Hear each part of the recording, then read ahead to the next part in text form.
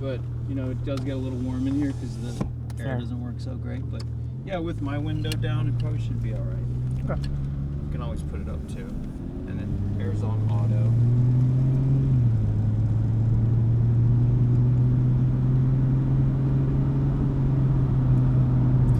So floaty. Yeah. No BMW suspension here. But I mean, it's exactly like I've never driven a Jag of this vintage before, and it's exactly how I would think it is. Yeah. It's like a British S-Class, if that makes sense. The floatiness of it. Yeah. I have a friend with an old W126, so basically the same year, 82 to 91, I think is that generation, and the front just floats. Yeah. It's that same feeling.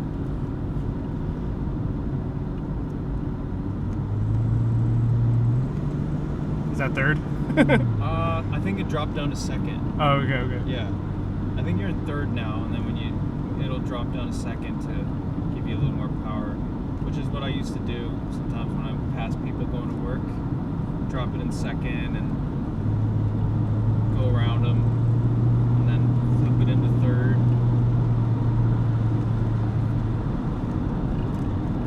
It is so comfortable. Yeah, it's pretty. It's a comfortable car. It's it's not like an old. It's not like an E-Type, where you're hearing a lot of noise and it's the rides, and it's tighter. You have a little bit of space. Even though this dash is like the world's smallest dash. So generally, though, for fuel efficiency, what is it normally? I think I've clocked it from I think it gets between 13 and 18 miles per gallon, something like that. Sounds about right. When I was coming down from Rhode Island in the 7, I was going about 80. I would say I was averaging about 75, 80. And I was getting 23 miles per gallon. Nice. But as soon as you hit the city, I'm 10, maybe 12. So it's pretty aerodynamic. And yeah, for the most part. I mean, again, I think gearing is the biggest thing there. Because like I was saying, at about 80 miles an hour, it sits at like 2,000 RPM, if not a little bit lower, because it's a 5-speed. So, 0 to 60 is not the greatest. Even back then, it was like 6.1, but those first 3 gears get you up real quick. And then this is which one? The E38, the old 7 series. Oh, gotcha.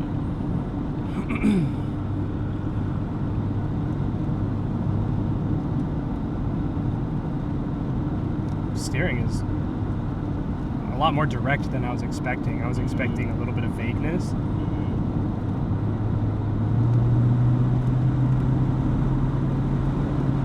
What's the tire size on these? I don't know. I think they're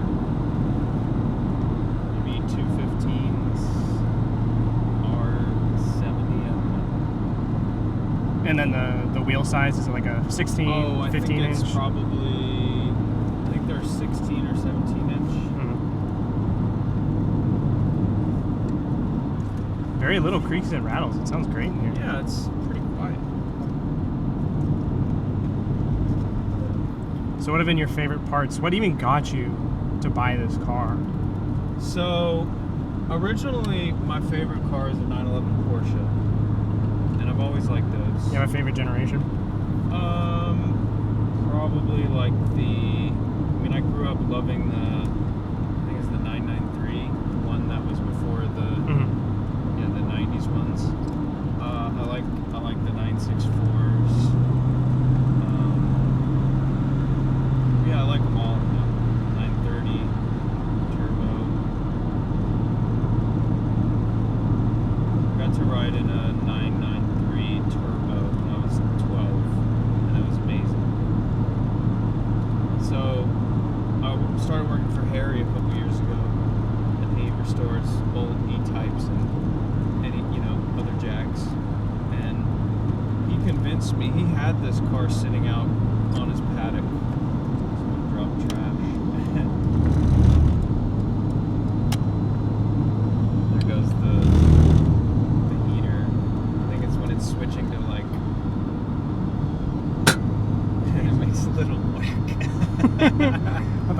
sounds whack. Yeah, so he convinced me that, you know, he wanted to sell this car. He had plans to repaint it, kind of make it into a lister Jag, which are highly sought after. You know, they were a tuning company and coach building of Jags, and they would make them like beautiful.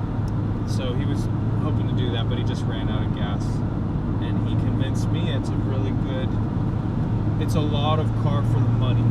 And, you know, me not having a budget to get anything, you know, I got this car for $5,000. That's not bad. And, you know, I put a few, you know, a couple $1,000s or whatever into it, but it really has been an affordable car. So the reason I got it first is since I'm under Harry and he kind of, you know, he's there for providing support, I felt comfortable, like, okay, if things happen, I can turn to him, you know, and he can help me along. And he has so far, and I've been surprised I've been able to do a lot of the stuff myself. You know, it's never been in a shop, which is nice. So I've saved money. But yeah, it's a good car I've found. Aside from a few things, but you know, it runs well. When I changed the spark plugs, looking into the piston heads, it was a little scary. I didn't look too long because there's so much crud in it. But if ever a time when I take the engine out and, you know, refurbish it, that can be done. But it's run well. So how many owners? You said there was a couple people in Florida before Harry? So Harry bought it from a guy who just had it for a little while in California. And then before that, it belonged to this couple, David and Janet Jackson. And I think they had it for 20 years or something. I think they might have bought it new. Wow. And it was sold, I think, for the first time in California.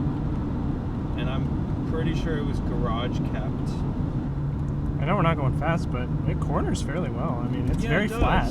I've taken it around a corner like at, you know, 65. It's pretty. Yeah, it had someone repainted it, and whoever repainted it didn't do prep properly. So when I got it, there was like, it looked like the Grand Canyon on the top of the, you know, on the roof. It was just split and peeling away, and you can still see parts where the paint's peeling, but.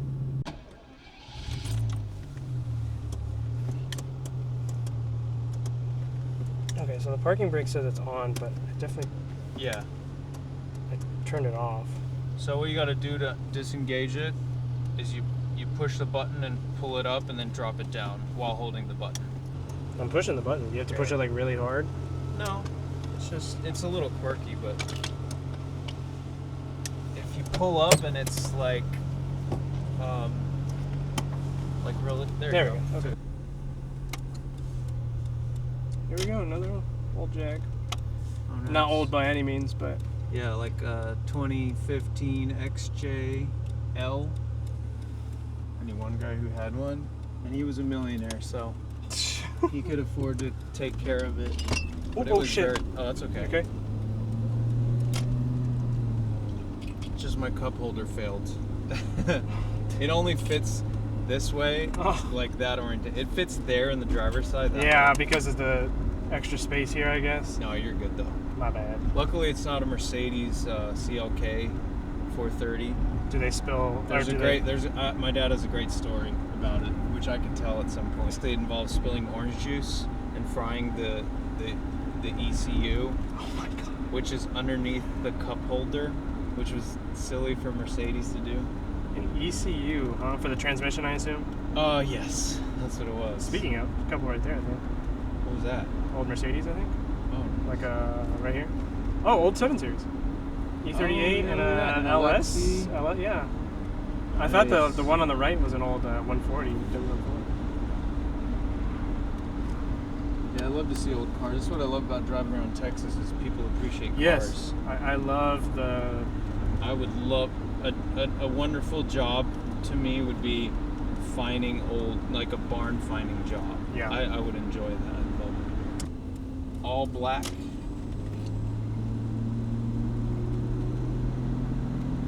Give me some.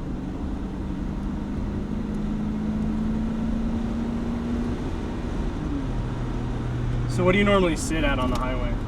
I mean, if I go the back roads, I mean, anywhere from 65 to 75, depending on, you know, there's not a lot of police around here, but Yeah, I'm very straight on. I love the way this car drives. yeah, it's smooth, it's comfortable.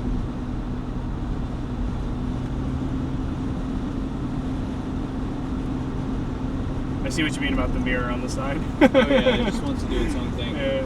I need to adjust that. I'm surprised though. This rear mirror though is like super wide. Yeah. So I can definitely see enough. So that's fine. And I like how you can't see the kind of buttresses, like they don't get in the way. Right. Yeah, you got a nice view too in the car, I think. I think it's Pretty comfortable. tons and tons of visibility. For being quite a small cockpit, I mean, it's the windshield's really close. A Long bonnet. recent car I drove was my dad's Toyota Supra, and it's a kind of similar vibe in here because of the really short dash. That one felt claustrophobic. Really? I felt very cocooned. Yeah. Whereas this is a lot more open, a lot more. It makes more sense, I think, in this type of car.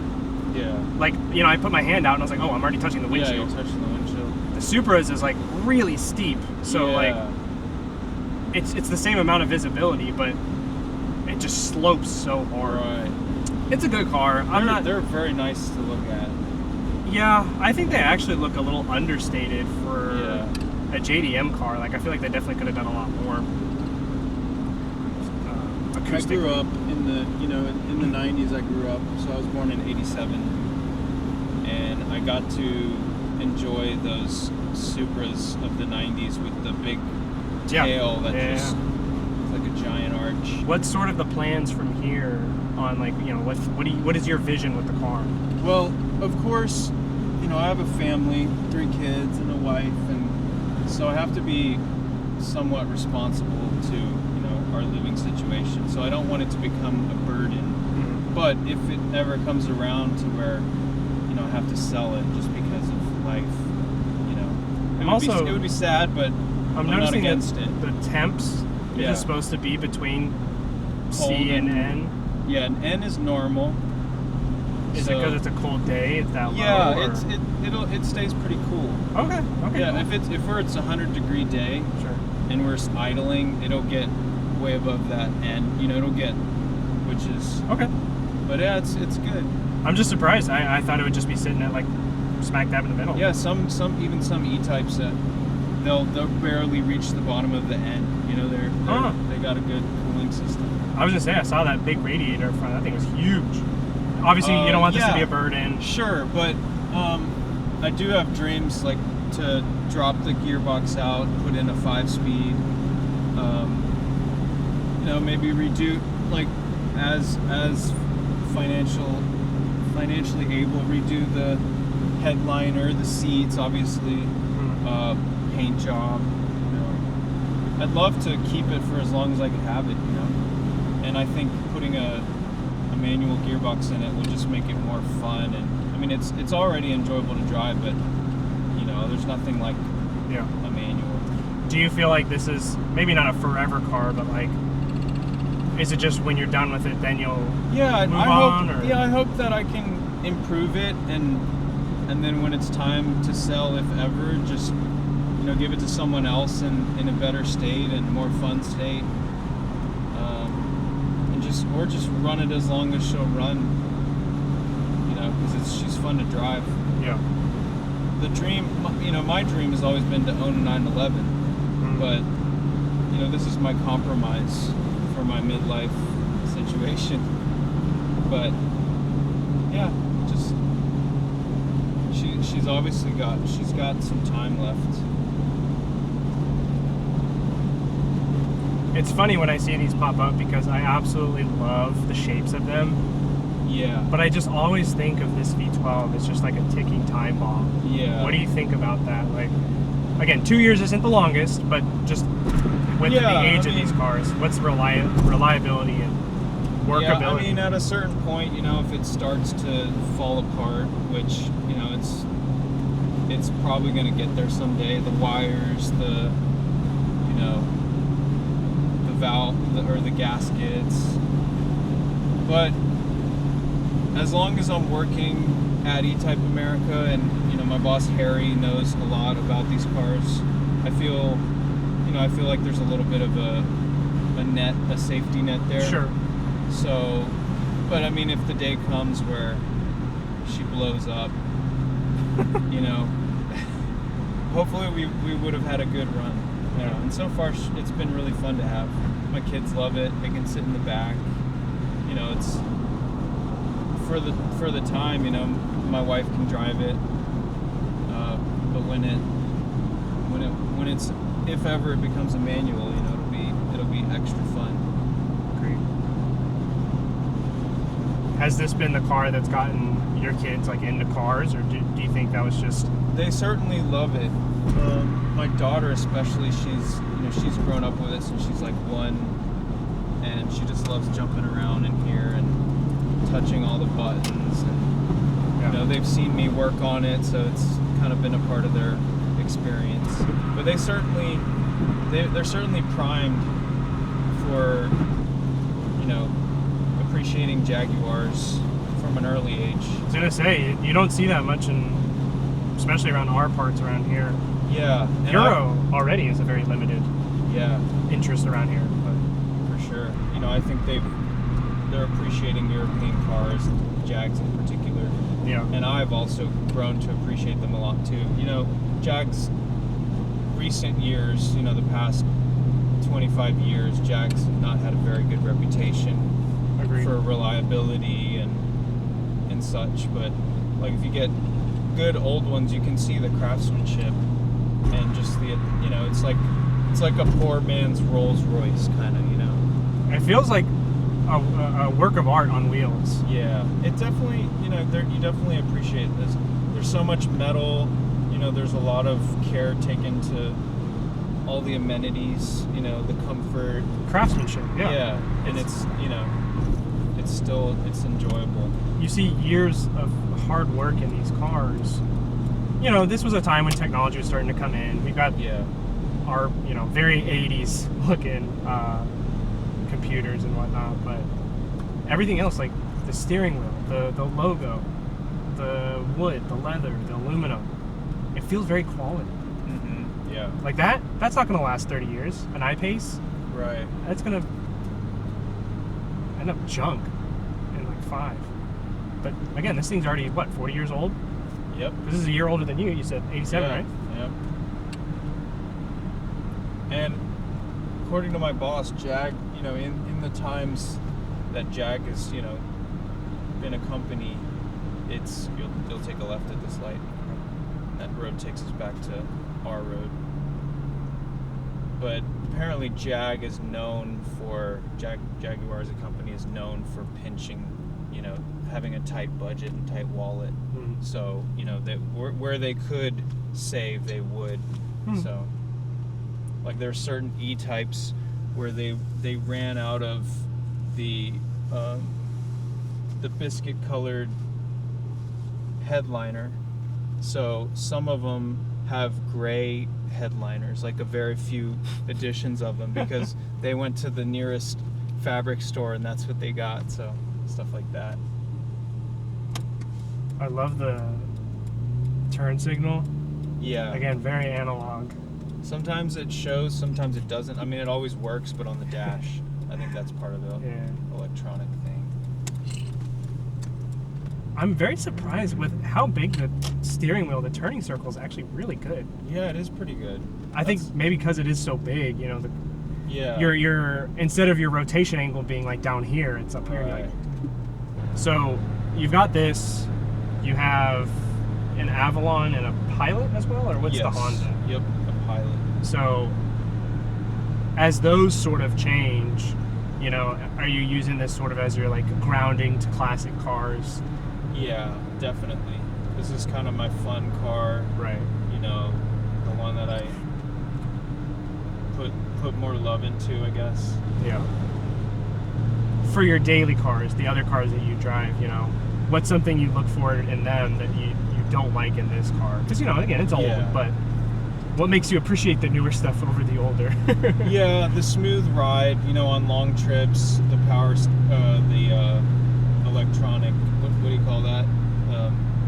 When you can set the speed. Adaptive cruise control and stuff? Yeah, cruise control. Yeah. So this has one, but they're not reliable. But this one does work. It's funny, it's a big old knob on the side of the steering wheel. So the sound system, you know, I love music, so, you know, this obviously, the sound system's lacking. The sound system's up there. The V12. Yeah, exactly. And then just reliability, I mean, you know, sometimes, and gas mileage. I'm curious what this could do on 1 tank of gas if you just went straight. Yeah, probably, I don't know how many gallons it holds, maybe like 16 or 17. And if we're doing like, you know, 12, 15 miles per gallon, what's that? 15 times 15 will be 225. Yeah, so something around there, I would say. I could carry an extra 5-gallon tank just in case. Yeah. So what all have you done maintenance-wise on it? Just general servicing? Like what's... Yeah.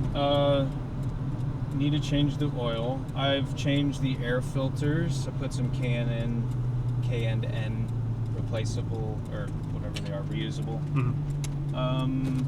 I took the old air pump off, which is an emissions thing. Yeah. And I replaced it with just a pulley placeholder.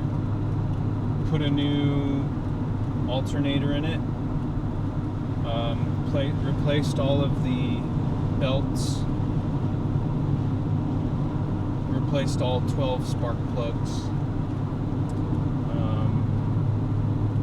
Replaced the wiper motor. Replaced the oil sender because my oil gauge wasn't working correctly. Other than that, just that's it. So how much have you spent versus in your records, all the people's?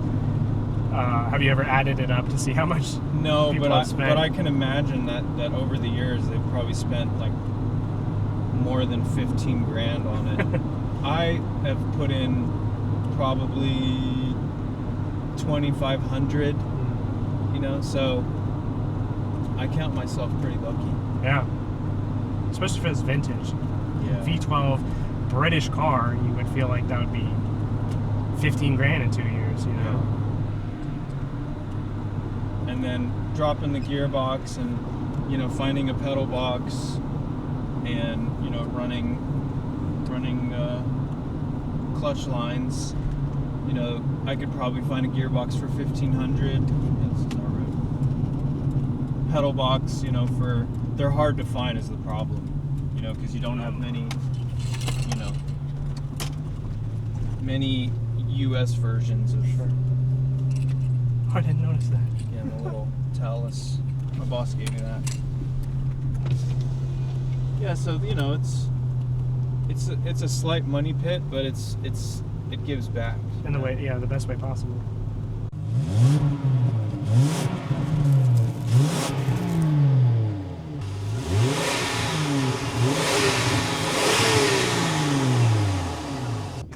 What a beautiful car.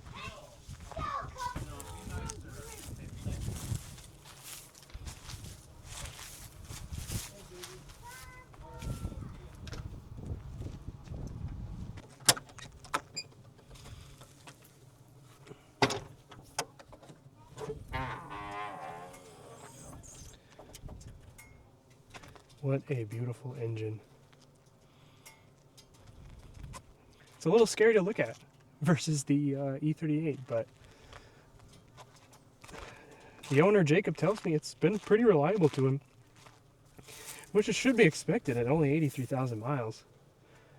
But definitely scared me when I saw the coolant was very, very low temp-wise, because look how big those radiators are. Just a gorgeous piece of machinery that almost looks cobbled together, and it's just running on what it can, but I'm surprised. I've had such a fun time driving this car. I love these door handles.